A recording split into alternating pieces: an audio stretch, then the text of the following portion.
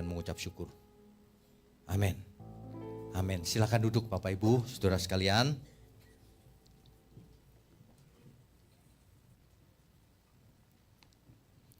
Selamat siang, Shalom. Tema besar kita di hari ini adalah si sulung dan si bungsu. Subtema yang pertama pagi tadi adalah yang terhilang. Siapakah yang terhilang itu?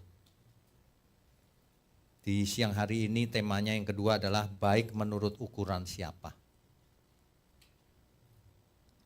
Saudara, sangat mudah untuk merasa jadi orang baik. Kalau seseorang ditanya siapa dirinya, dia akan merasa jadi baik. Semua orang gak ada yang merasakan gini, aku tuh orang jahat sekali loh. Gak ada. Pasti pikirannya, aku tuh gak jahat amat lah, minimal gitu. Atau aku tuh baik sekali loh, gitu. Coba aja kalau gak percaya survei. Menurut teman-teman, sebarin survei. Menurut kamu aku baik gak? Gak anonim aja, disebar ke jemaat gitu ya. Nah itu baru benar tuh. Tapi kalau menurut diri sendiri mungkin baik. Nah baiknya menurut siapa? Jarang orang membayangkan dirinya itu jahat, dirinya baik. Apalagi kalau tidak pernah melakukan kesalahan, menurut dia tapi. Ya. Nah, di Alkitab Tuhan Yesus mengajar tentang hal ini, yaitu perumpamaan anak yang hilang. Perumpamaan tentang anak yang hilang. Di situ ditulis di Lukas 15 ayat 11 sampai 32. Kita akan melakukan eksposisi kitab Lukas pasal 15 sampai dari 11 sampai 32 ayatnya. Ya. Coba kita pelan-pelan ya, kita baca Lukas pasal 15. Dari ayat 11.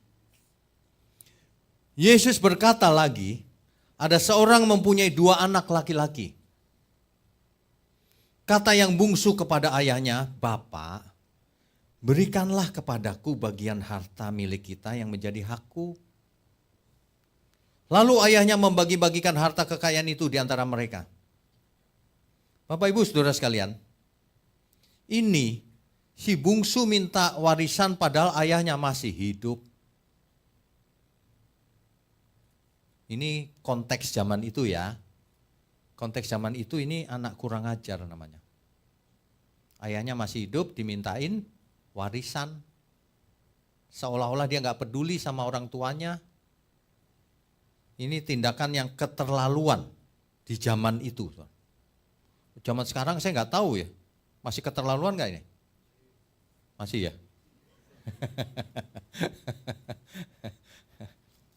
Zaman sekarang lebih keterlaluan, saudara. Ada anak yang nuntut orang tuanya loh, supaya masuk penjara. Bayangin. Ada anak yang ngusir orang tuanya, padahal itu rumah orang tuanya. Banyak manusia kurang ajar hari ini. Sesama saudara bisa ribut. Karena kaya, rebutan harta. Lah kan gampang tinggal dibagi yang adil selesai kan. Enggak mau menguasai semua. Sampai tuntut-tuntutan di pengadilan. Saudara padahal. Coba bayangkan. Waduh. Ini kalau orang tidak takut Tuhan ya. Lebih jahat daripada orang jahat. Saudara sendiri loh. Bisa begitu kejamnya. Ya. Tuhan mengajar dengan sabarnya setiap kita, dengan perumpamaan, dengan berbagai kalimat, dengan berbagai figuratif, kiasan dan sebagainya. Salah satunya ini perumpamaan anak yang hilang. Si bungsu ini ya, untuk apa dia minta warisan ke orang tuanya yang masih hidup? Untuk apa, saudara? Untuk dagang? Kalau kita mau mengerti, bacanya harus lengkap. Natur kebenaran salah satunya adalah utuh. Utuh itu lengkap. Konteksnya harus didapat dari yang lengkap. Nggak boleh dikarang-karang sendiri. Ya. Nah, lanjutannya. meskipun sang ayah ini sakit hati mungkin tertusuk sedih gitu ya. Anakku ini kok gak hormat sama aku ya. Anakku ini kok memikirkan dirinya sendiri ya. Kok dia gak nganggap aku ya, seolah-olah aku sudah mati gitu. Gak hormat. Waduh. Ya. Nah, kita lanjutkan pembacanya. Beberapa hari kemudian, anak bungsu ini menjual seluruh bagiannya. Rupanya warisannya itu mau dijual. Lalu pergi ke negeri yang jauh. Oh, dia pergi ke negeri yang jauh. Di sana ia memboroskan harta miliknya itu dengan hidup berfoya-foya. Ini anak ini, aduh, benar-benar deh. Orang tua kalau punya anak kayak begini ya, bisa muntah darah kali ya. Namanya anak kan sayang ya, namanya bapak sama anak pasti sayang dong. Tapi anak ini kok begini ya. Banyak loh kejadian di dunia ini, orang tua meninggal gara-gara stres mikirin anaknya. Iya beneran.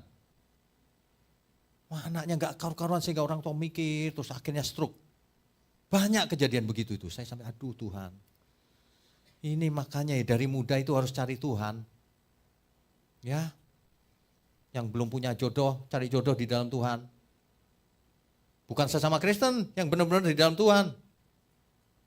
Salah pilih jodoh, kamu nangis seumur hidup nanti. Aduh. Oke, kita lanjutkan. Rupanya untuk berfoya-foya. Kalau untuk dagang masih mending ya, untuk usaha gitu. Untuk foya-foya. Ayat 14. Setelah dihabiskannya semuanya itu, dihabisin. Timbullah bencana kelaparan di dalam negeri itu dan ia pun mulai melarat.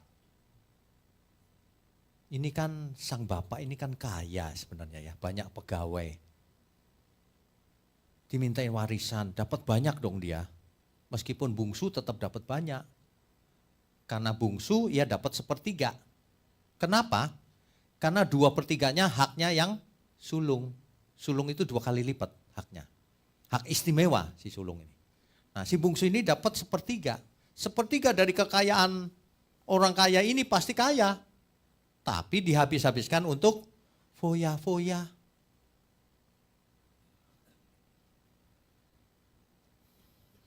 Kemudian terjadi kelaparan di negeri itu dan ia pun mulai melarat. Saking melaratnya. Ayat 15. Lalu ia pergi dan bekerja kepada seorang majikan di negeri itu. Orang itu menyuruhnya ke ladang untuk menjaga babinya.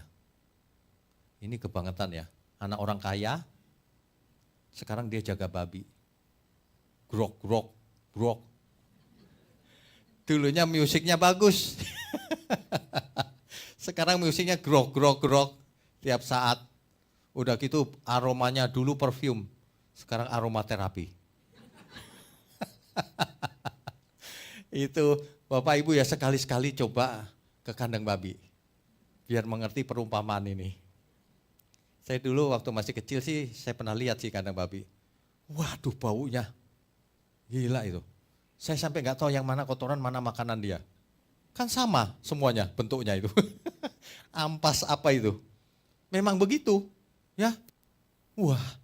Banyak orang jijik kalau ke kandang babi. Ini si bungsu ini sekarang harus menjaga kandang babi. Ya, kandang babi itu bau banget. Tapi kalau sudah dimasak, kata orang haram. Padahal kalau udah dimasak jadi harum. Kenceng banget ngomongnya. Aduh, ini kisah tragis loh ini, tapi mengandung makna yang luar biasa ini. Ya, ia disuruh jaga babi. Lalu ia pergi dan bekerja pada seorang majikan itu dan orang itu menyuruhnya ke ladang untuk menjaga babinya. Lalu ia ingin mengisi perutnya, lapar ceritanya. Dia lihat makanan babi ampas ini, saking laparnya itu aja deh gitu. Tapi apa yang terjadi? Lalu ia ingin mengisi perutnya dengan ampas yang menjadi makanan babi itu. Tetapi tidak ada seorang pun yang memberikannya kepadanya. Kebangetan gak minta ampas babi aja gak dikasih loh. Makanya ya, ini kebangetan sih emang. Tapi ngomong-ngomong kalau dia mungkin jaga kandangnya deket sini boleh mampir ke gereja ya. Jangan makan ampas babi lah. Kita kasih makan. Ya, itu sebabnya saya pernah bicara begini, kalau diantara saudara ada yang kesulitan, kan bisa aja kesulitan kan, pandemi kesulitan gitu. Jangan, harus tetap bisa makan. Gereja bisa kasih makan. Gereja kasih sembako dan sebagainya. Tapi itu untuk yang di sini ya, yang jemaat lokal. Jangan tiba-tiba ada yang hubungi saya dari Amerika. Pak, saya minta sembako. Waduh, ngirimnya aja jauh lebih mahal. Ya, oke, kita lanjutkan. Lalu ia menyadari keadaannya, katanya, betapa banyaknya orang upahan bapakku yang berlimpah-limpah makanannya, tetapi aku di sini mati kelaparan. Dia ingat, bapaknya kaya, makanan banyak, pegawainya aja makan banyak. Dia di sini makan ampas babi aja gak dikasih. Kasihan, lebih berharga babi dari dia.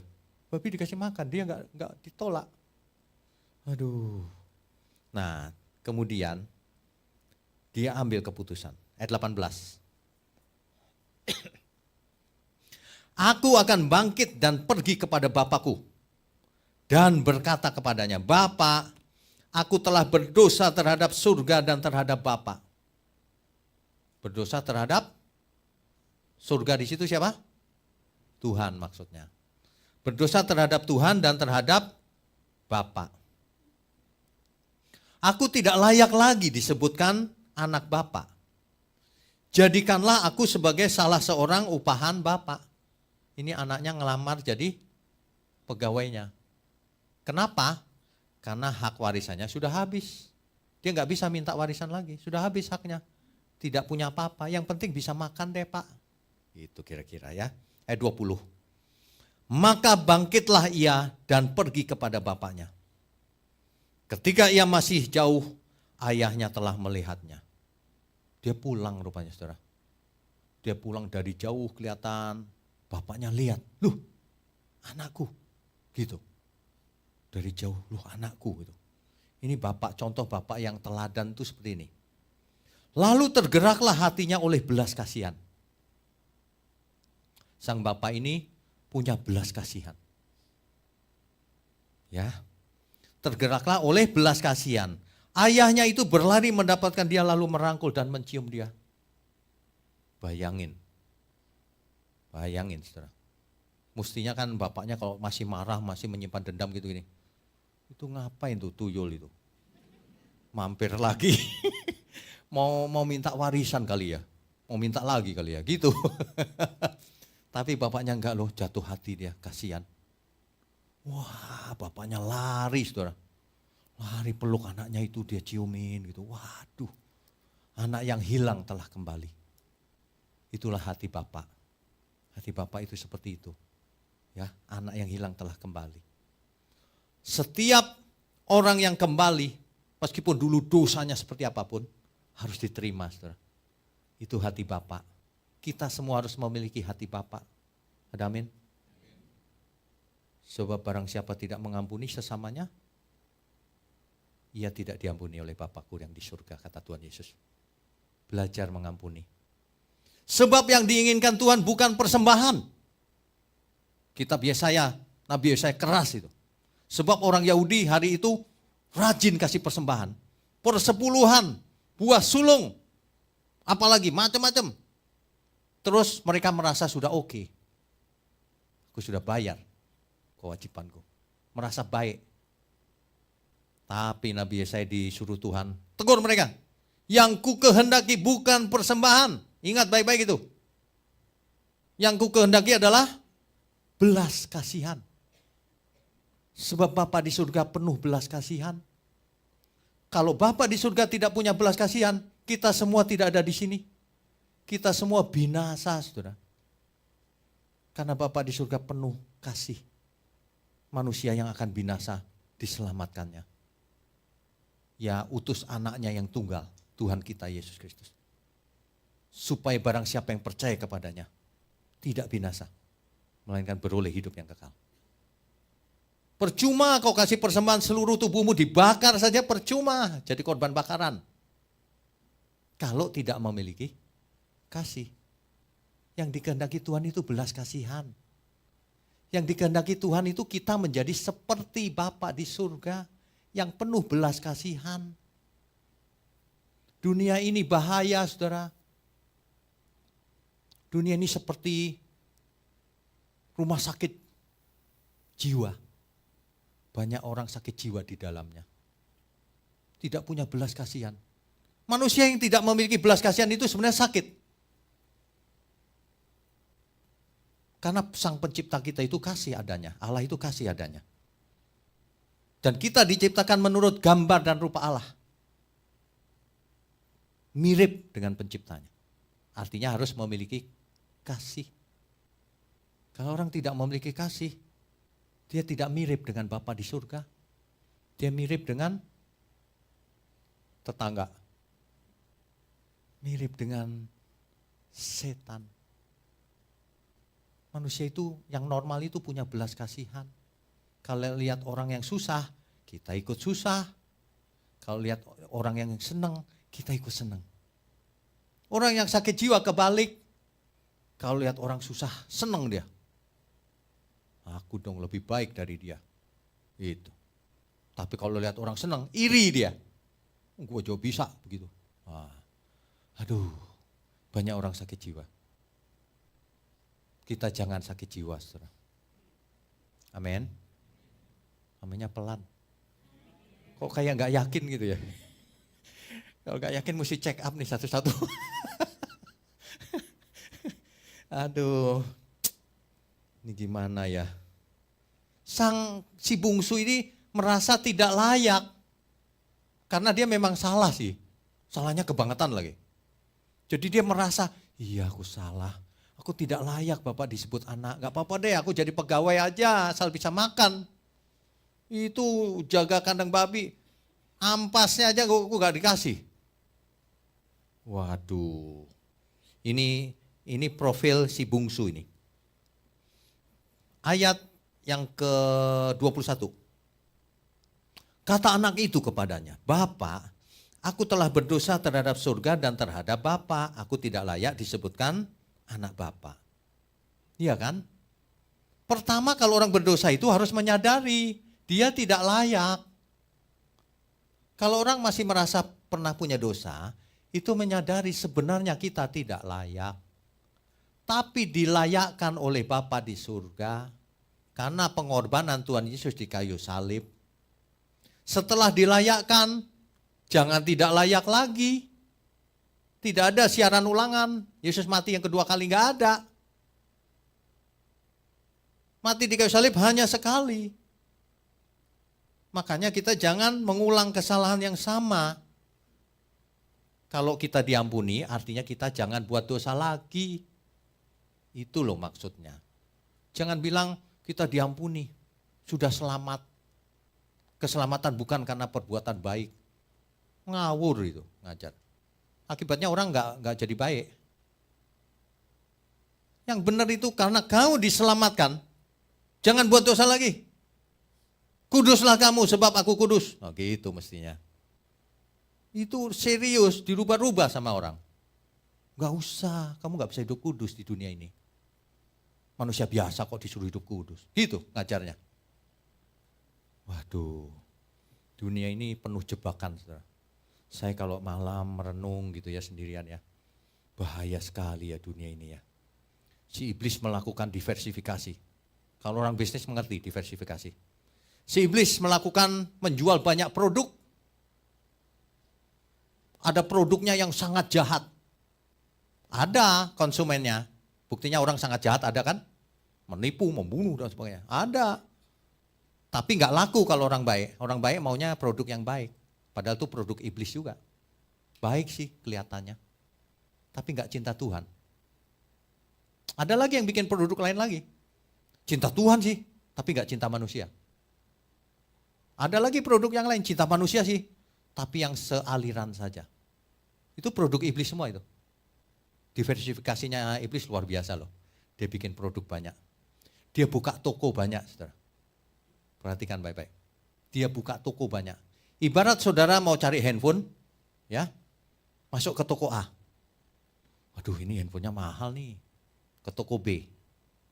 Nah ini murah, murahan sedikit dari itu. Tapi siapa tahu yang lain lebih murah lagi, dia cari ke toko C. Ah ini baru murah nih, dia beli. Tahu nggak saudara yang punya toko A, B, C itu satu orang. Si iblis juga begitu. Si iblis bikin produk macam-macam kelihatannya beda. Tapi kepunyaan dia semuanya. Kalau orang ini baik ya ditawarinya jangan yang jahat lah, yang baik juga. Tetapi ya ada tetapinya selalu. Tetapi orang-orang yang tidak all out untuk Tuhan, itu pasti ajarannya salah itu. Karena semua kita sudah dibeli dengan darahnya, lunas dibayar. Jadi hidup kita milik Tuhan. Kalau sampai seseorang tidak diajar untuk all out untuk Tuhan, itu ajaran itu pasti salah. Ibarat obat, dosisnya sekian, dikasih separuh dosis, sembuh nggak orangnya? Ya enggak, kalau sembuh ya kita beli separuh aja. Obat sekian dosisnya dikasih separuh, enggak sembuh. Firman Tuhan harus all out, enggak usah. Kamu sudah selamat, Tuhan yang kerjakan keselamatan. Waduh, dosisnya dikurangi. Dosisnya dikurangi enggak selamat. Minimal dia tidak efektif untuk Tuhan. Karena diajar salah, kan begitu. Nah si bungsu ini, contoh pribadi yang rusak, saudara. Tetapi akhirnya bertobat. Karena ia kembali lagi kepada ayahnya. Ayat 22. Tetapi ayah itu berkata kepada hamba-hambanya, lekaslah bawa kemari jubah yang terbaik. Saudara bisa bayangkan gak si bungsu itu datang gitu ya. Pasti kucel. Rambutnya pasti gak karuan. Wah, kandang babi. Pasti baunya mirip-mirip. Baunya bau kandang babi. Terus udah nyeker. Sepatunya udah dijual-jual kali. Udah. Terus bapaknya lihat, aduh kasihan nih anakku. Ambilin jubah terbaik. Terbaik loh. Ambilin jubah terbaik. Kasih apa lagi? Cincin. Pakaikanlah itu kepadanya dan kenakanlah cincin pada jarinya. Dan sepatu pada kakinya. Waduh. Ini sambutan yang tidak terduga kan. Anak bungsu ini diapain aja udah mau deh asal ada makan. Tapi ternyata sambutannya luar biasa. Enggak cuman itu. Dan ambillah anak lembu tambun itu, sembelihlah dia dan marilah kita makan dan bersuka cita. Pesta. Diadakan pesta untuk menyambut kembalinya si sulung ini. Si bungsu ini. Pesta saudara. Sebab anakku ini telah mati dan menjadi hidup kembali. Ia telah hilang dan didapat kembali. Maka mulailah mereka bersuka ria. Dari sini kita mendapatkan satu hikmat bahwa manusia itu ya, sesalah apapun, kalau kembali diterima oleh Bapa di surga. Amin. Artinya kita pun harus seperti begitu. Kalau ada orang bersalah sama kita, kalau dia bertobat harus diterima. Ada amin? Sebab Tuhan berkata begini, jika engkau tidak mengampuni sesamamu yang bersalah kepada kamu, Bapamu di surga tidak akan mengampuni kamu. Clear. Jadi itu bukan opsi, saudara, bukan pilihan. Harus, wajib hukumnya. Mesti punya belas kasihan, mengampuni. Kecuali orang itu tidak bertobat. Kalau nggak bertobat ya sudah, untuk dia nggak usah diapa-apain. Ya, saya kasih contoh itu yang minggu-minggu lalu itu ya. Contoh itu relevan banget tuh. Kita itu tidak boleh menghukum seseorang, balas dendam dan sebagainya. Enggak boleh. Makanya saudara jangan pernah ingat-ingat salah ini. Dia dulu salah sama aku Pak. Biasanya istri itu yang ingat-ingat. Dulu Pak dia, waduh kejam Pak waktu kita masih muda. Dia dulu pergi sama kuntilanak Pak. Aku memble di rumah sendirian. Rumah gede sih tapi makan sendirian Pak. Dia enak-enak di mall. Ada yang lapor sama aku. Gitu katanya. Sekarang Pak, Karena udah tua dia. Udah tua terus sakit lagi Pak. Lumpuh separuh. Ditolak sama itu, si kuntilanak itu. Pulang Pak ke rumah. Diterima enggak ya Pak? Diterima enggak ya kira-kira ya? Si ibu-ibu, mulai enak aja. Harus diterima. Saudara. Kalau kita cinta Tuhan lebih besar, harus terima. Ada amin? Yang amin bapak-bapak nih. Artinya apa nih? Si ibu-ibu diam 1000 bahasa. Bapak-bapak amin. Tapi ada yang ngirimin video saya, aduh kasihan banget saya itu. Gak tahu salahnya apa itu laki-laki itu. Diterima sama istrinya kan ceritanya, tapi udah lumpuh. Gitu. Oh, sama istrinya diambilin sapu dia. Oh gitu. Gila, sapu. Ditusuk-tusukin ke mulutnya, rasain lu gitu. Kejam sekali lu. Tapi saya, pengen ketawa dosa. Gimana ya? Lucu banget, gitu. Tapi dijejel-jejel sama sapu gitu. Rasain lu dulu. Kejam sama aku. Waduh, saya sampai, dunia ini kelihatannya kelihatannya itu cuma cerita ya. Benernya pasti ada tuh. Iya, pasti ada itu. Jangan ya, yang salah ya sudah. Kalau kita diperlakukan seperti adil, tabur tuai, kita sudah binasa semuanya. Tapi Tuhan tidak menginginkan seorang pun binasa. Meskipun dosamu merah seperti kirmizi, akan menjadi putih seperti salju. Meskipun dosamu merah seperti kain kesumba, akan menjadi putih seperti bulu domba. Marilah kita berperkara, kata Tuhan. Ayo kita berperkara. Dosamu merah apapun jadi putih. Asal kau bertobat. Amin ya. Kita beri kemuliaan untuk Tuhan.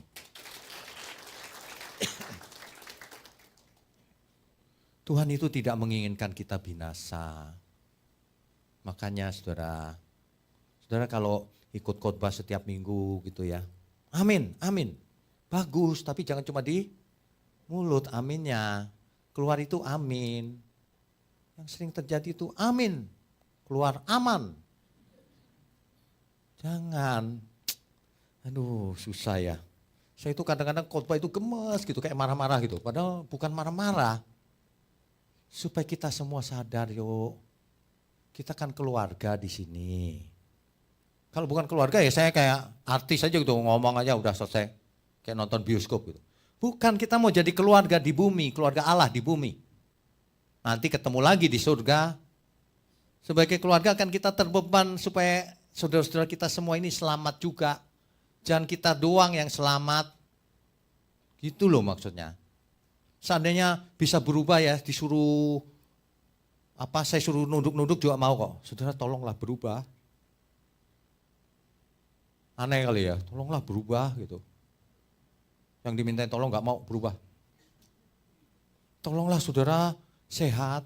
Gak mau disuruh sehat juga. Gimana ini? Bingung juga lama-lama.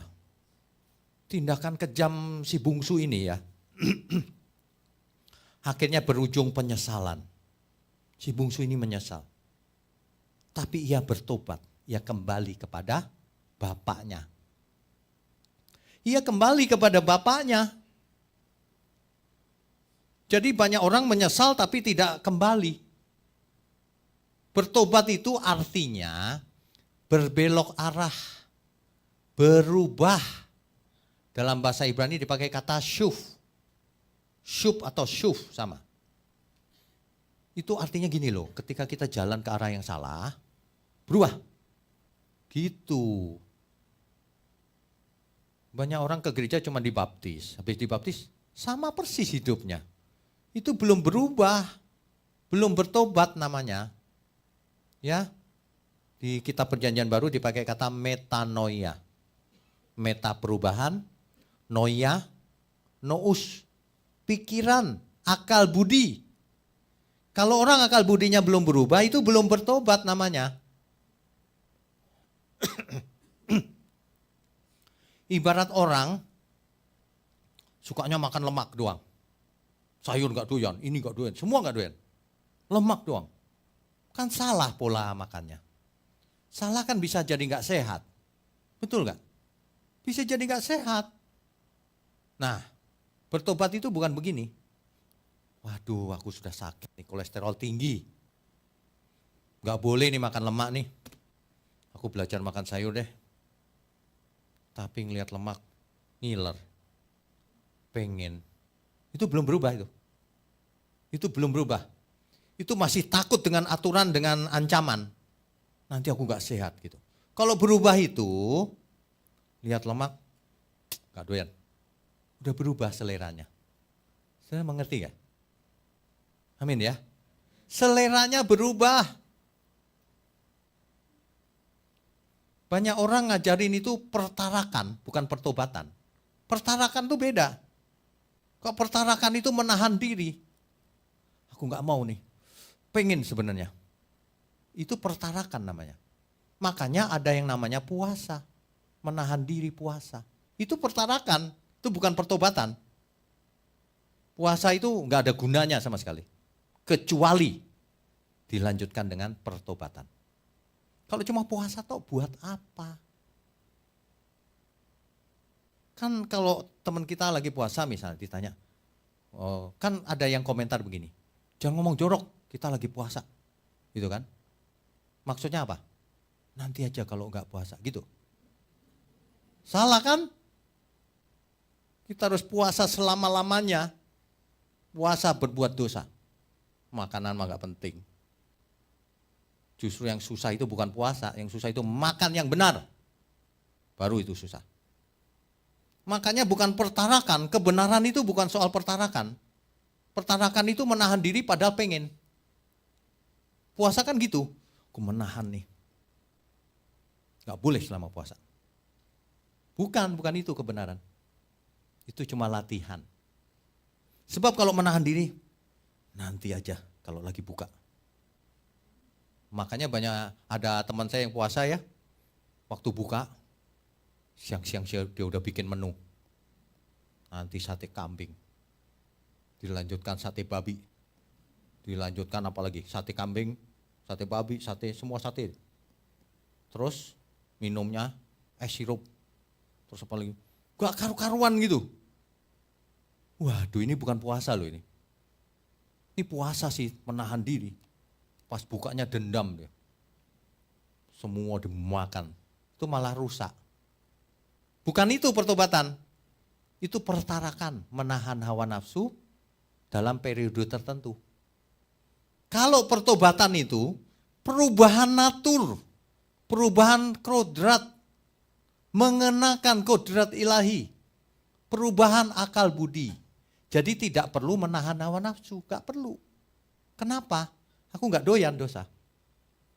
Bisa dimengerti gak ya maksudnya? Ada amin gak? Jadi gak perlu gini, aduh susah nih nahan diri. Gak usah. Kalau orang udah berubah itu gak perlu ditahan. Gak ada sifat dosanya. Itu yang sempurna. Kalau saudara baru belajar ya menahan dulu lah. Tapi jangan pernah bukanya gak benar. Tahan dulu, ya oke lah. Tapi itu percuma. Sebab kita gak perlu menahan diri. Harus berubah mindsetnya. Saya nggak perlu menahan diri, saya lihat lemak saya nggak doyan. Kalau saya makan muntah saya. Nggak perlu nahan kan, enak kan? Sama, kalau kita lihat dosa, nggak doyan. Kan enak. Itu yang dimaksud pertobatan sebenarnya. Bukan aku sebenarnya mau tuh, cuma nggak boleh nanti masuk neraka. Itu belum berubah. Itu masih sama, cuman menahan diri. Karena apa? Karena aturan agama. Ya, nah. Si bungsu ini pertarakan aja tidak. Dia habiskan semua hawa nafsunya sampai habis. Sampai semuanya habis. Tragis. Langkah terakhir dia bertobat, dia kembali ke bapaknya. Saudara, salahnya apapun di masa lalu, bertobatlah. Bapa di surga membuka tangannya. Selama kita masih mau bertobat. Selama masih hidup. Kalau sudah mati, gak bisa lagi. Ya. Itu pribadi yang pertama, si bungsu. Dia rusak total tapi bertobat. Yang kedua, Mulai ayat 25. Tetapi anaknya yang sulung berada di ladang, dan ketika ia pulang dari dekat ke rumah, si sulung ini pulang udah dekat rumah, dia dengar bunyi-bunyian. Dia dengar bunyi-bunyian gambus dan kecapi. Loh, ini ada apa nih? Gitu. Tumben-tumben ada bunyi seruling dan nyanyian tari-tarian. Lalu ia panggil, ia belum masuk rumah, ia panggil hamba-hambanya yang di ladang. Ia panggil salah seorang hamba dan bertanya kepadanya, apa arti semua ini? Jawab hamba itu gini, adikmu telah kembali dan ayahmu telah menyembelih anak lembu tambun. Pesta rupanya. Karena apa? Karena ia mendapatnya kembali dengan sehat. Adikmu kembali.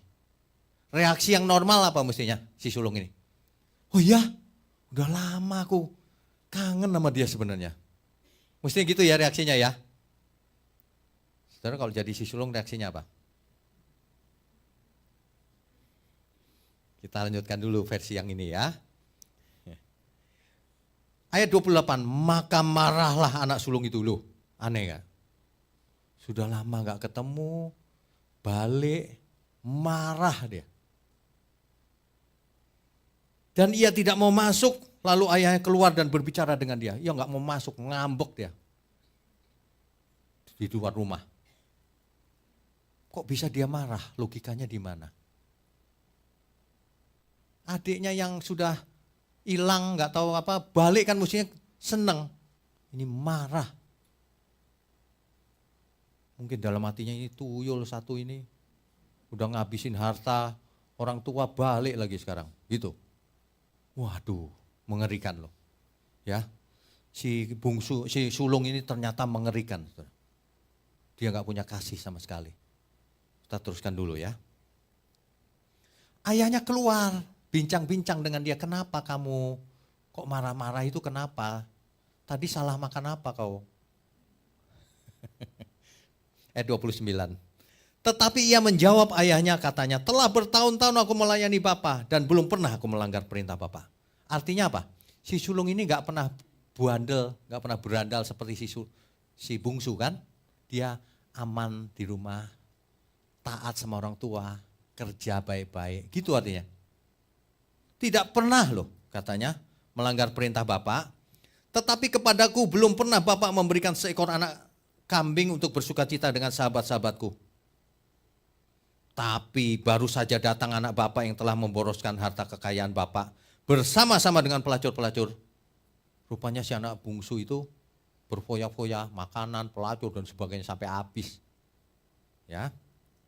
Maka Bapak menyembelih anak lembu tambun itu untuk dia. Saudara mengerti nggak situasinya? Bapaknya seneng anak bungsunya pulang, si kakaknya enak aja, muarah besar gitu. Yang jahat siapa? Ayo, pertamanya si bungsu memang jahat banget ya, tapi dia bertobat. Lalu si sulung jahat banget gak? Itu jahat loh saudara di mata Tuhan. Karena Tuhan itu seperti Bapak ini. Dia merangkul, senang banget anaknya pulang. Gak ditanya gini, bapaknya gak gini tipenya. Anaknya pulang gitu ya, ngapain lo pulang? Ngapain lo pulang? Kamu itu dulu ngabisin harta, sekarang mau pulang, mau minta lagi. Gak gitu loh. Gak diungkit sedikit pun kesalahan si bungsu ini. Gak diungkit. Coba kalau diungkit, duduk dulu, catat salahmu apa. Waduh, gak diungkit. Bapaknya rangkul, dia cium. Itu hati Bapak itu begitu. Hati Bapak itu luar biasa loh. Itu pelajaran buat kita bahwa kita anak Bapak di surga. Maka kita harus seperti Bapak. Amin. Kita beri kemuliaan untuk Tuhan. Itu sebabnya Tuhan Yesus berkata begini, kamu harus sempurna. Sama seperti Bapakmu di surga sempurna. Harus sempurna. Saudara, kalau ada orang bilang manusia kok disuruh sempurna, lupakan dia. Itu perintah Tuhan Yesus sendiri. Orang salah mengerti itu begini, mana bisa kita sempurna seperti Bapa? Bapak kan maha kuasa, maha tahu. Mana bisa kita maha kuasa, maha tahu? Bukan itu perintahnya. Bapak kan sempurna. Artinya punya anak harus sempurna juga. Sebagai anak, sebagai ciptaan. Kalau Bapak kan pencipta. Ini sebagai ciptaan harus sempurna. Sempurna itu apa? Matang, dewasa karakternya. Tidak bercacat, tidak bercela. Itu sempurna maksudnya. Contoh, bisa nggak sempurna? Jangan ngomong sembarangan. Jangan ngomong jorok, bisa nggak? Bisa nggak Pak? Bisa, buktinya jawabnya. Artinya bisa sempurna. Dalam hal ngomong jorok sempurna. Dalam hal lain masih banyak. Gitu loh maksudnya. Jadi bukan tidak mungkin sempurna itu. Mungkin. Gitu. Roh Allah yang maha tinggi ditaruh dalam diri kita. Supaya kita bisa sempurna. Sempurna sebagai ciptaan. Sempurna sebagai anak. Lagi pula sempurnanya setiap orang beda. Ada yang diberi 5 talenta, ada yang diberi 2 talenta, ada yang diberi 1 talenta. Yang diberi banyak dituntut banyak. Adil banget Tuhan itu. Itu loh maksudnya. Ya. Nah yang sulung ini merasa jadi anak baik. Yang sulung ini baik menurut versinya dia. Bukan versinya Bapak. Dia merasa, aku kan taat selama ini. Kenapa gak pernah dipestain? Marah dia. Iri sama adiknya. Iri. Ya. Aduh ini benar-benar deh. Tapi Bapak ini berkata begini. Kata ayahnya kepadanya, anakku, engkau selalu bersama-sama dengan aku. Dan segala kepunyaanku adalah kepunyaanmu. Kalau kamu mau makan apa aja tinggal suruh, hamba-hambanya kan banyak. Kenapa kamu marah sama adikmu? Itu jahat loh saudara. Itu jahat. Ya. Kita patut bersukacita dan bergembira karena adikmu telah mati dan menjadi hidup kembali. Ia telah hilang dan didapat kembali. Anak yang hilang telah kembali. Anak yang di rumah malah hilang. Anak yang hilang di sini siapa? Si sulung. Si bungsu pernah hilang betul tapi kembali. Si sulung sudah hilang. Dia bersama bapaknya tapi dia tidak mengerti hati bapaknya. Dia tidak punya kasih saudara. Dia benci sama adiknya. Bayangin. Kita kalau lihat orang ya, sudah bertobat ya kita kasihan. Orang yang normal tuh punya belas kasihan. Kalau orang tidak punya belas kasihan itu enggak normal, itu sakit jiwa saudara. Kita harus periksa diri kita sendiri. Kita punya enggak belas kasihan? Kalau enggak, waduh itu bahaya itu saudara. Artinya tidak mengerti kasihnya Bapak. Tidak mengerti kasihnya Bapak, bukan anak Bapak. Firman Tuhan berkata, engkau harus hidup dalam ketakutan selama menumpang di bumi ini. Jika kau panggil dia Bapak. Kenapa? Karena kalau kita panggil dia Bapak, artinya kita itu anak. Kalau kita anak, artinya harus seperti yang Bapak inginkan. Harus berkenan. Harus menyukakan hati Bapak. Gitu loh. Hidupku ini untuk apa sekarang ini? Si sulung ini ya, ternyata selama ini taat. Tapi tidak punya belas kasihan. Ia malah menghukum adiknya, ingin menghukum adiknya. Mestinya jangan diterima, udah ngabisin warisan. Gitu. Ini tipe orang yang namanya moralis. Moralis itu bermoral, tapi tidak punya kasih. Dia hitung-hitungan, aku kan yang benar, kamu yang salah. Oh, dia habisin gitu, mentang-mentang salah. Itu moralis. Itu tidak berkenan di hati Bapak.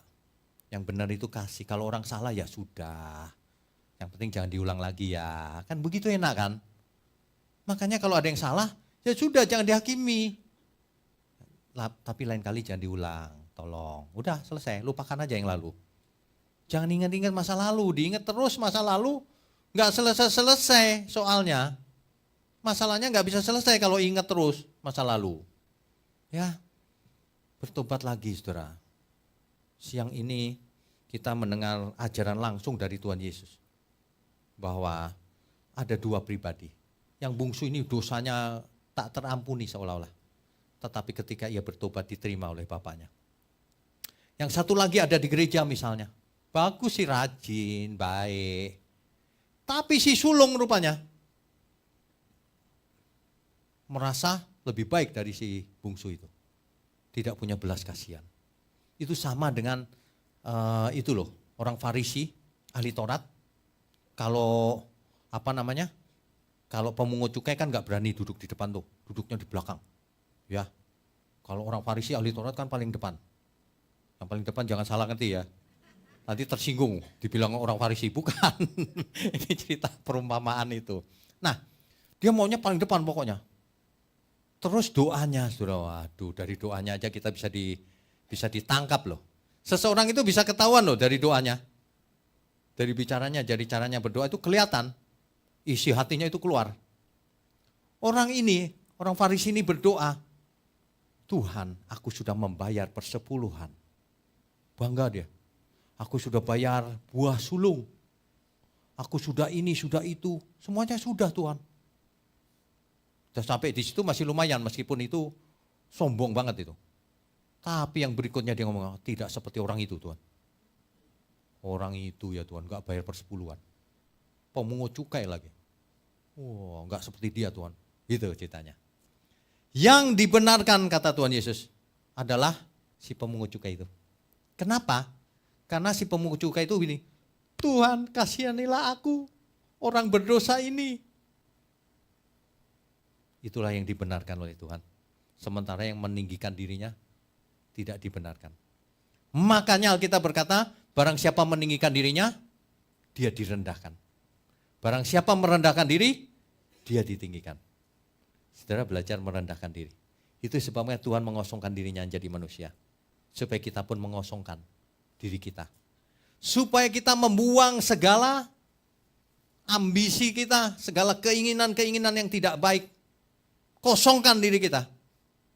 Setelah itu baru diisi dengan kebenaran. Sebab barang siapa tidak mengosongkan dirinya, tidak bisa diisi dengan kebenaran. Tuhan Yesus langsung berkata, barang siapa tidak melepaskan diri dari segala miliknya, tak dapat jadi muridku. Gak bisa jadi murid. Kosongkan dulu pikiran, pengertian yang salah-salah itu. Belajar dari awal. Supaya kita sesuai kehendak Tuhan. Amin. Kita itu ya, hidup itu cuma sekali. Alkitab itu pelajarannya luar biasa. Injil itu kekuatan Allah yang menyelamatkan. Makanya tidak ada seorang pun selamat tanpa Injil. Tidak ada seorang pun mengalami perubahan akal budi kalau bukan karena Injil. Sayang sekali Injil sering diplesetkan. Jadi Injil kemakmuran, Injil teologi, sukses. Katanya orang kalau ke gereja pasti kaya. Ngawur-ngawur begitu tuh. Akibatnya manusianya gak berubah. Manusianya cuma ke gereja dalam rangka mau dapat berkat. Gak jadi, kualitasnya gak berkembang. Ibarat perumpamaan sang penabur. Yang ditaburkan adalah firman. Bukan persepuluhan, bukan uang. Dari dulu khotbah, saudara menabur supaya diberkati. Menabur tuh maksudnya ngasih duit. Ngawur semua ngajar. Alkitab berani dirubah-rubah. Yang ditaburkan adalah firman, kata Alkitab. Kalau orang itu mengerti firman, hidupnya diubahkan. Berbuah-buah. Ada yang 30 kali, ada yang 60 kali, ada yang 100 kali. Apanya yang berbuah? Hidupnya. Apa maksudnya? Dompetnya. Hidupnya, karakternya, buahnya, buah hidupnya. Banyak yang memelesetkan jadi duit. Waduh, ngeri ya, ngeri. Hari ini kita belajar dua pribadi, si bungsu dan si sulung. Si bungsu hilang tapi kembali. Si sulung hilang terus. Kelihatannya baik. Jadi banyak orang tuh kelihatannya baik. Ke gereja, nggak buat jahat, nggak nolong, nggak nipu sesamanya. Baik kelihatannya. Tapi ketika dihadapkan pada persoalan dia di mana dia harus mengulurkan bantuan, dia tidak punya kasih. Ini mencelakakan loh. Hari ini kita ditegur supaya kita itu milik Tuhan. Kita itu satu keluarga besar di bumi ini, milik Tuhan. Yuk kita belajar jadi anggota kerajaan Allah. Ayo kita hidup yang benar. Lupakan masa lalu, lupakan saja. Sebab hidup ini, untuk apa hidup ini? Kalau saudara ditanya hidup ini untuk apa? Coba saya mau tanya. Banyak orang sulit menjawabnya ya. Hidup ini untuk puji-puji Tuhan. Bukan hanya dengan mulut, tapi dengan setiap perbuatan kita dalam seluruh hidup kita. Begitu mestinya. Lagu ini karangan saya, sangat sederhana. Hidup ini puji-puji Dia. Hidup ini sembah Dia. Hidup ini hanya bagi Dia. Haleluya, amin. Haleluya, haleluya, haleluya, haleluya, haleluya,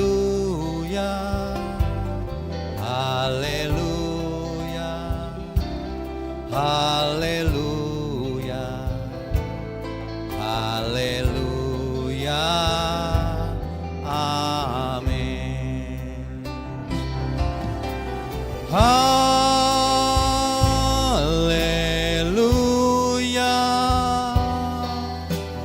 haleluya,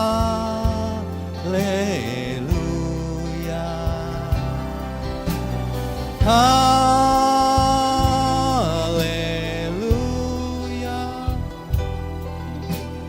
haleluya.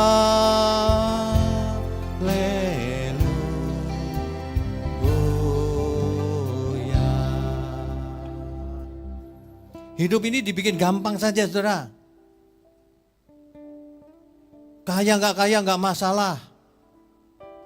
Sakit atau sehat nggak masalah juga. Asal hidup kita berkenan bagi Tuhan. Amin. Sakit kan cuma fisiknya. Yang masalah kalau sakit jiwanya. Saya bukan bicara sakit jiwa yang gangguan psikologis, bukan. Sakit jiwa di sini, jiwanya tidak sesuai yang Tuhan inginkan.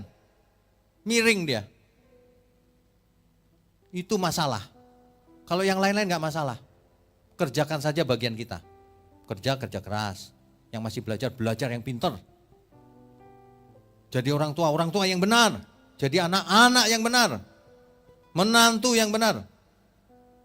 Pelayan Tuhan yang benar kalau di gereja. Itu maksudnya. Setelah itu santai saja. Kita sangat bersyukur. Hidup ini penuh syukur harusnya. Jangan penuh keinginan. Hidup ini penuh dengan ucapan syukur mestinya. Setiap saat kita bersyukur, terima kasih Tuhan.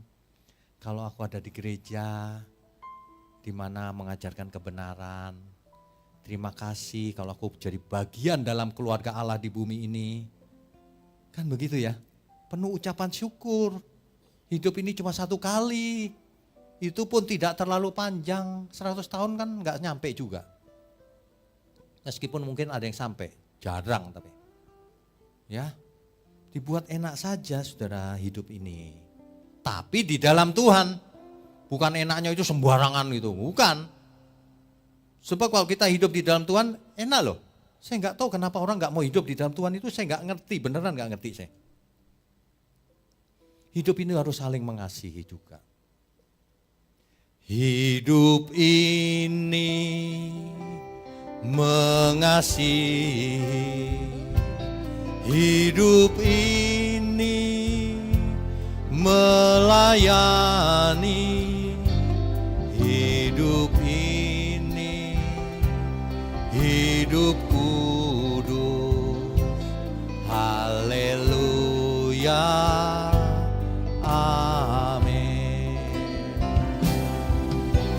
Haleluya.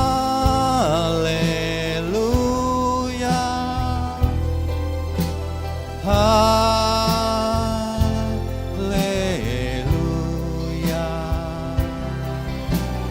Haleluya.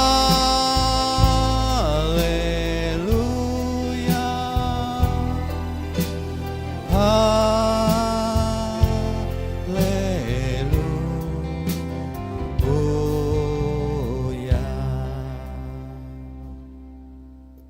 Saudara, kita itu bukan anak bungsu loh. Kita juga bukan anak sulung yang seperti dikisahkan ini. Jangan. Kita semua anak sulung yang benar. Makanya kita diberi karunia sulung roh. Amin. Karena sulung itu luar biasa. Dapat 2 bagian. Kalau ayahnya raja, kita akan jadi raja. Pengganti ayahnya. Anak sulung roh. Setiap orang diberi karunia sulung roh. Kenapa diberi karunia sulung roh? Supaya kita sadar kita itu sulung. Dapat bagian istimewa. Warisan istimewa. Diberi karunia sulung roh. Supaya menjadi seperti yang sulung. Siapa? Tuhan Yesus. Diberi spirit, diberi roh. Karunia sulung roh. Supaya bisa seperti Tuhan Yesus. Diberi Roh Kudus. Supaya kita hidup kudus. Supaya kita hidup dalam kebenaran. Sebab roh itu, Roh Kudus disebut roh kebenaran. Dan ia tinggal di dalam diri kita saat ini. Dan ia memimpin kita kepada seluruh kebenaran. Supaya kita menjadi anak-anak kebenaran. Karena Bapa kita, Bapa kebenaran. Karena roh yang tinggal dalam diri kita, roh kebenaran. Karena firman yang kita punya, dianugerahkan kepada kita, roh, firman, kebenaran. Maka kita harus jadi anak-anak kebenaran. Kalau tidak, artinya bukan satu keluarga besar, itu keluarga lain itu. Kalau kita di dalam satu keluarga, kita harus sama dalam kebenaran. Ada amin semua? Kita beri kemuliaan untuk Tuhan. Kalau kita mau jadi anak-anak kebenaran, gak ada cara lain saudara, selain mendengar firman yang benar dan lakukan. Sebab kebenaran tidak bisa dipelajari secara teori. Kebenaran harus dipelajari learning by doing. Learning by experiencing. Ada gak orang belajar berenang, nonton film berenang? Oh udah bisa aku. Ada? Gak ada. Ada gak orang mau jadi orang benar, nonton khotbah yang benar, udah jadi orang benar? Gak ada. Makanya saya sering kasih ilustrasi itu begini. Orang itu pengen sehat semua orang, gak ada orang pengen sakit. Makanya kalau ada seminar kesehatan orang dengar kan. Tapi sungguh sayang. Pulang dari seminar merasa sehat. Udah ikut seminar kesehatan soalnya. Padahal belum dilakukan. Makanya tidak efektif. Harus learning by doing. Lakukan. Praktek. Jangan cuma dengar, oh khotbahnya bagus. Ya percuma. Harus praktek. Tapi mendengar khotbah yang benar, langkah pertama, kalau langkah pertamanya salah ya udah salah. Khotbahnya salah ya salah akhirnya. Kan begitu. Saudara itu kerinduannya apa sih selama ini? Mesti ditanya diri sendiri. Kalau kita mau jadi bagian dari kebenaran, kita harus rindu mendengar firman Tuhan. Makanya di gereja ini sering sekali kita tekankan kebenaran. Makanya kalau malam hari saya bagikan renungan malam. Pengantar tidur kan? Kalau renungan pengantar tidur kan kalem. Ya kan? Pengantar tidur enggak khotbah gini. Nanti enggak tidur nanti. Kalau Rabu kan ada online Bible study. Kalau Minggu ada khotbah. Kalau Sabtu ada yang untuk anak muda. Youth. Yoya. Youth and Young Adult. Ada komunitas Waski. Untuk wanita, ada macam-macam. Itu bukan karena kita kurang kerjaan gitu, bukan. Supaya kita makin hari makin penuh dengan kebenaran, sehingga kerja, bisnis, apapun mengalir kebenaran itu. Orang kalau mengerti kebenaran, dia cerdas, saudara. Dia memimpin apapun bisa, kalau mengerti kebenaran. Dan keputusan-keputusannya akan bijaksana. Mantap. Itu, sayang sekali orang selama ini gaduh-gaduh, asupannya gaduh-gaduh.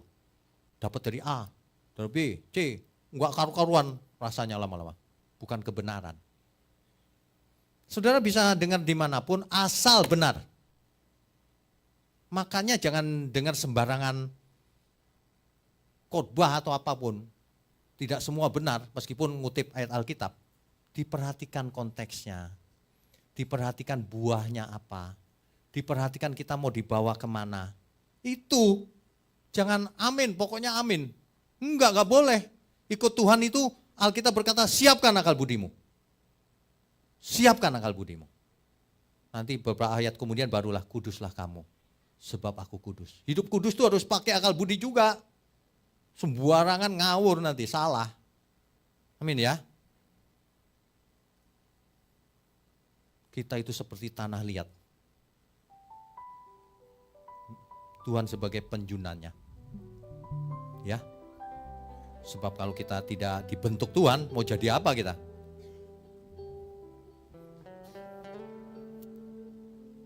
Ku rindu selalu mendengarnya.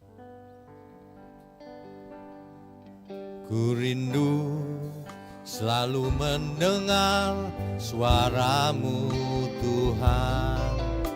Roh Kudus berikan hati peka, agar ku pahami kehendak-Mu dan turuti rencana-Mu.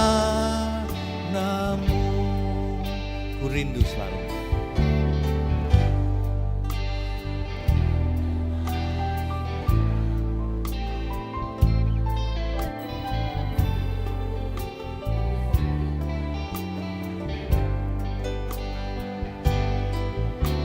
Agar ku pahami kehendak-Mu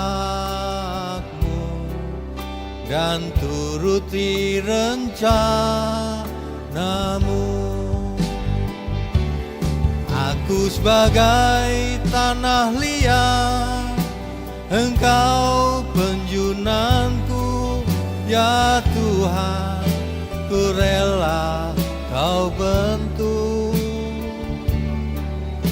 Lembutkan hatiku, selembut kasih-Mu Yesus, ku berjalan di jalan-Mu.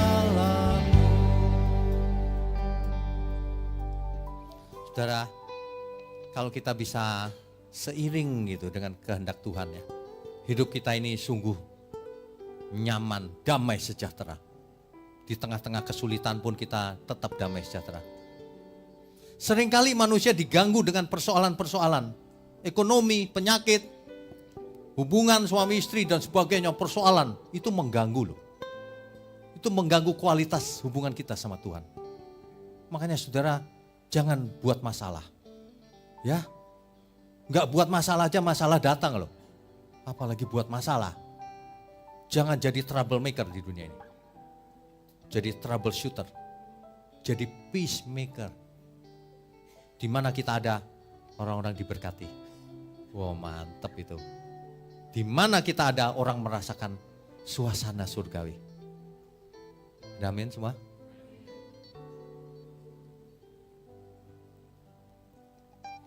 Aku sebagai tanah liat, Engkau penjunanku, ya Tuhan, ku rela Kau bentuk. Lembutkan hatiku, selembut kasih-Mu Yesus, ku berjalan di jalan.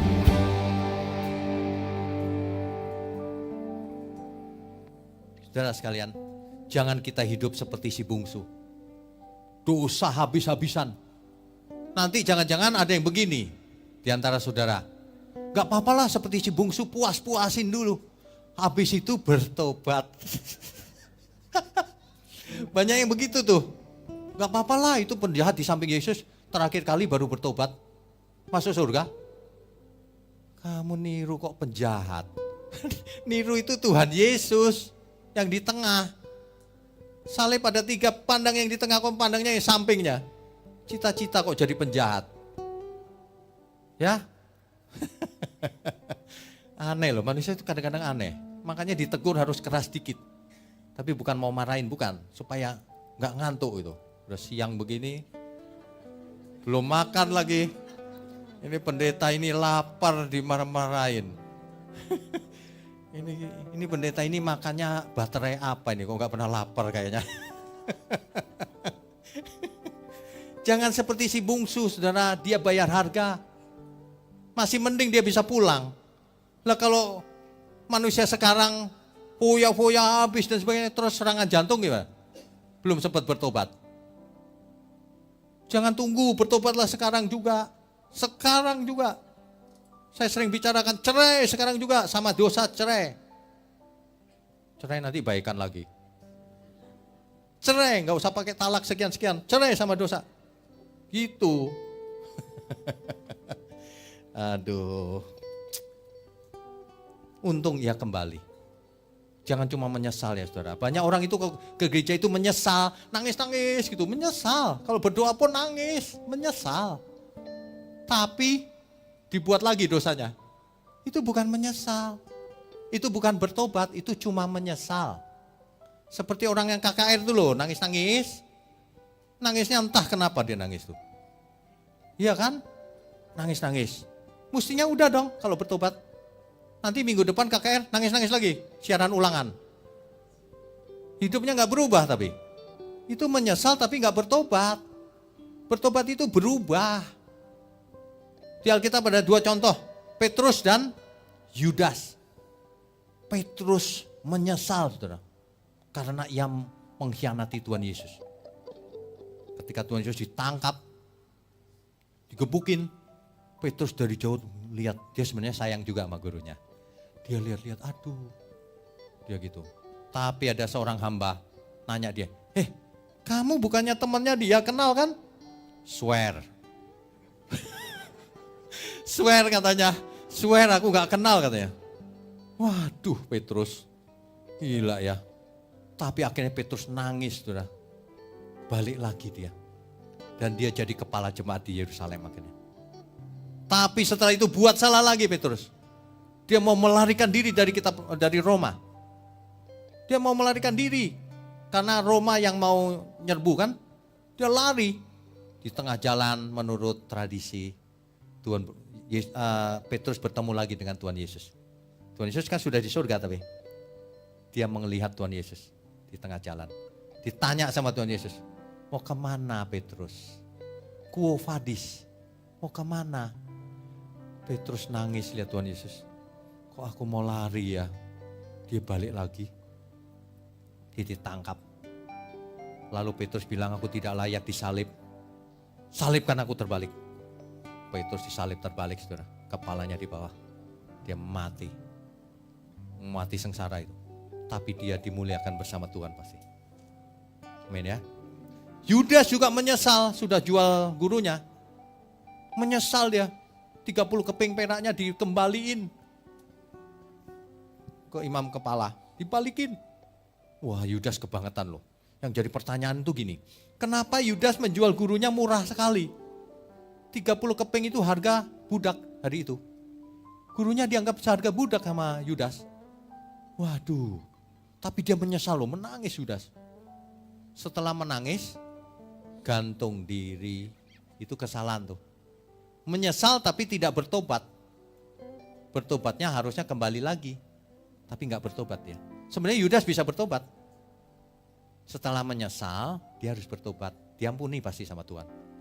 Jadi bukan Tuhan yang menentukan Yudas binasa, bukan. Karena Yudas masih punya kesempatan untuk bertobat, tapi tidak dia gunakan. Saudara semua yang sering nangis, menyesal, harus bertobat. Kalau enggak percuma. Jangan pakai nangis penyesalan doang. Bertobat dengan perbuatan nyata, perubahan nyata. Amin, saudara. Ingat yang terakhir, Bapak kasih contoh. Orang dosanya seperti apapun, pasti diampuni. Kita juga harus begitu. Siapapun yang bersalah, harus kita ampuni. Kalau dia bertobat. Kalau dia enggak bertobat, kebaskan debu. Jangan menghabiskan waktu dengan orang yang tidak mau bertobat. Bertobat. Itu maksudnya. Amin ya. Nah, hari ini kita belajar banyak dari perumpamaan si sulung dan si bungsu ini. Sebentar lagi kita akan mengadakan perjamuan kudus. Ingat ya, saya ingatkan sebelum kita melakukan perjamuan kudus, jangan salah mengerti. Perjamuan kudus ini perintah Tuhan Yesus sendiri. Supaya kita melakukannya dengan sikap hati yang benar. Supaya kita mengerti apa arti perjamuan kudus. Kalau kita melakukan perjamuan kudus bukan supaya sembuh dari sakit gigi, sembuh dari macam-macam sakit, bukan. Ini perjamuan kudus ini disahkan oleh darah Yesus. Supaya apa? Supaya kita selamat. Supaya inilah perjanjian baru yang dimateraikan oleh darahku. Saudara yang ikut perjamuan kudus artinya nama saudara ada di perjanjian yang baru bersama Tuhan Yesus. Tercatat di situ. Oleh sebab itu, saudara harus jadi seperti Tuhan Yesus. Amin ya. Kita beri kemuliaan untuk Tuhan. Saya undang para pelayan perjamuan kudus untuk maju ke depan.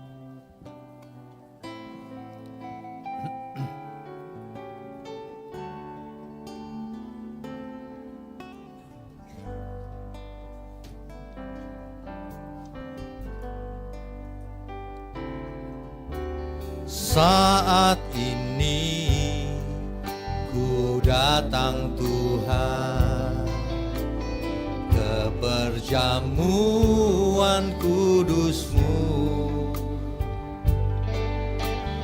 Aku mau merenungkan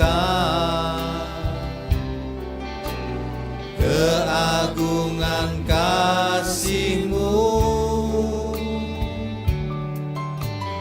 Dolorosa jalan sengsara, Kau pikul berat beban-Mu. Di atas bukit Kau disalibkan, menggantikan tempatku.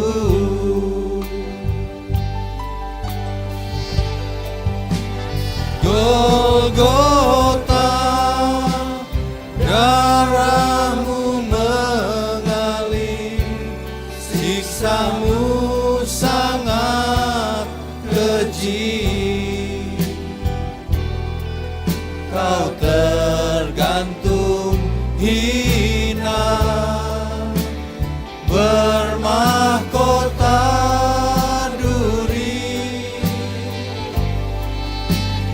Golgota, mesbah korban-Mu, bukti kasih sempurna. Kau hapus dosaku, Kau beri keselamatan. Kau terima diriku, orang berdosa.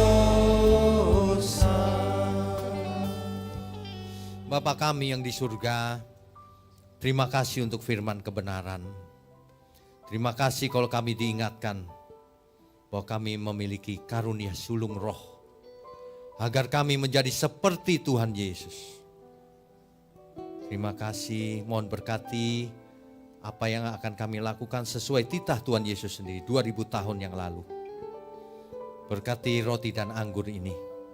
Berkati apa yang kami lakukan ini agar seluruh dunia mengerti untuk apa perjamuan kudus ini.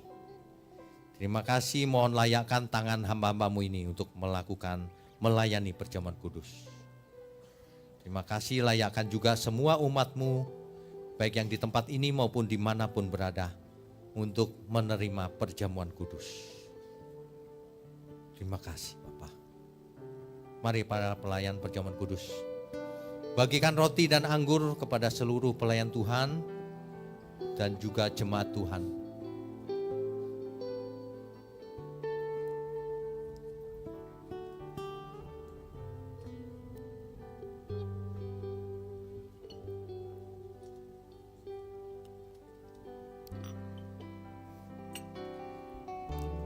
Saat ini ku datang Tuhan ke perjamuan kudus-Mu.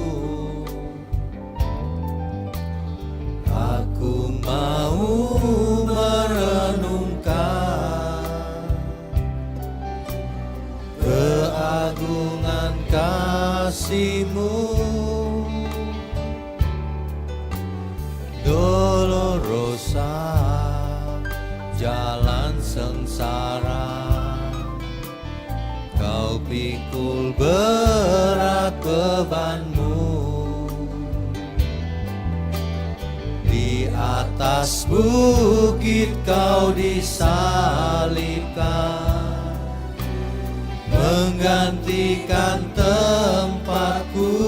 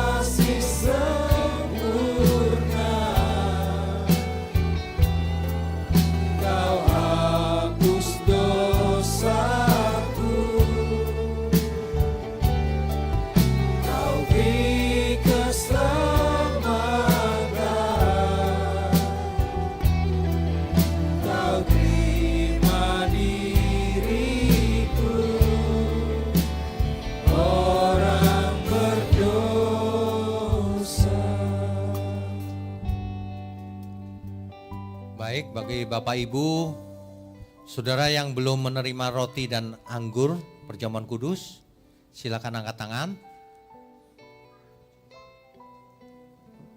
Sudah semua ya? Yang di bawah sudah? Oke.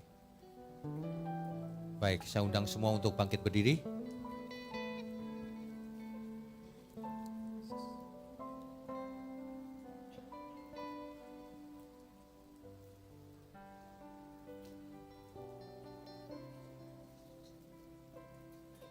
Bapak Ibu saudara sekalian, mari kita ucapkan pengakuan ini bersama-sama sesudah saya.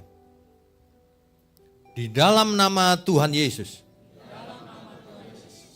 aku percaya bahwa tubuh Tuhan Yesus telah dipecah-pecahkan. Darah Tuhan Yesus telah ditumpahkan bagi pengampunan dan penebusan dosa-dosaku. Oleh korban Tuhan Yesus, aku percaya bahwa aku telah dibebaskan dari segala kutuk dan api neraka. Oleh korban Tuhan Yesus, aku percaya aku telah memperoleh pengampunan dosa, keselamatan, hidup kekal, kesembuhan, pemulihan, kemenangan, dan kelimpahan berkat di dalam Tuhan. Oleh korban Tuhan Yesus, aku percaya dan menerima bahwa aku adalah milik Tuhan. Hidup untuk mengabdi dan melayani Tuhan di dalam seluruh hidupku sampai selama-lamanya. Bapak Ibu Saudara sekalian, mari kita angkat roti di tangan kanan kita. Sebab apa yang telah kuteruskan kepadamu telah aku terima dari Tuhan, yaitu bahwa Tuhan Yesus pada malam waktu ia diserahkan mengambil roti, dan sesudah itu ia mengucap syukur atasnya. Ia memecah-mecahkannya dan berkata, inilah tubuhku yang diserahkan bagi kamu. Perbuatlah ini menjadi peringatan akan aku. Roti ini menunjuk kepada tubuh Tuhan Yesus. Makanlah saudara, di dalam nama Tuhan Yesus Kristus.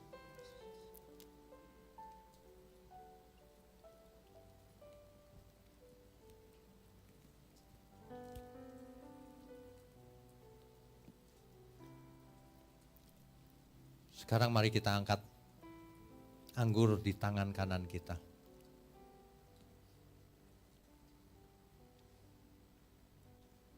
Demikian juga ia mengambil cawan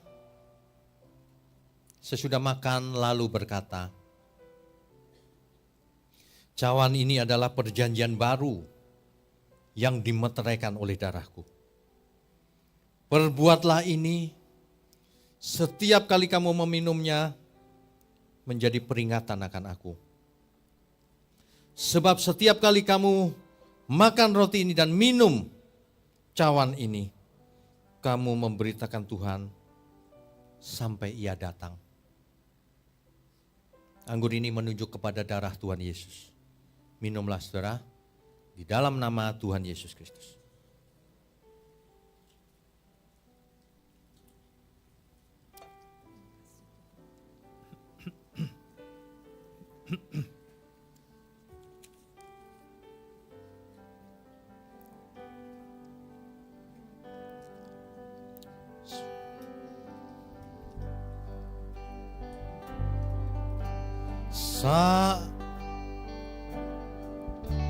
Saat ini ku datang Tuhan ke perjamuan kudus-Mu. Aku mau merenungkan keagungan kasih-Mu. Dolorosa, jalan sengsara, Kau pikul berat beban-Mu. Di atas bukit Kau disalibkan, menggantikan tempatku. Golgota, Golgota, darah-Mu mengalir, siksa-Mu sangat keji.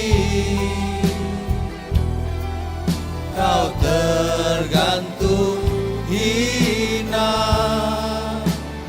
bermahkota duri.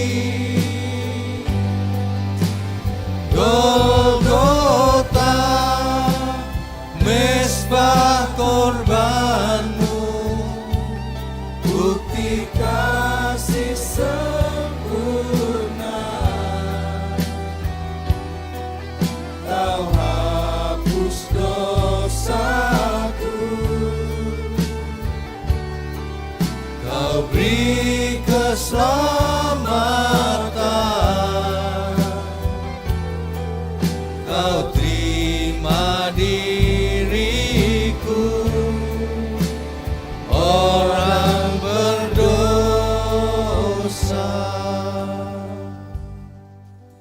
Bapa di surga, terima kasih untuk perjamuan kudus. Kami tahu nama kami tercatat dalam perjanjian ini. perjanjian yang baru yang dimateraikan oleh darah Yesus. Terima kasih Bapa, kami mengucap syukur untuk gerejamu di tempat ini. Mengucap syukur untuk para pelayan Tuhan yang setia dengan tulus melayani. Mengucap syukur untuk para umat Tuhan, jemaat Tuhan di sini, juga dimanapun berada, bahkan sampai ke ujung bumi. Terima kasih Tuhan, biarlah siang ini menjadi siang yang mengubah setiap kami. Sekarang kami mau angkat tangan kami tinggi-tinggi. Mohon curahkan berkat-Mu atas kami. Kami sambut segala berkat, baik berkat jasmani maupun berkat rohani. Sehat, umur panjang, hikmat marifat turun atas kita semua. Cerdas mengerti kehendak Tuhan. Semua yang baik turun atas kita semua. Di dalam nama Bapa, Putra, dan Roh Kudus.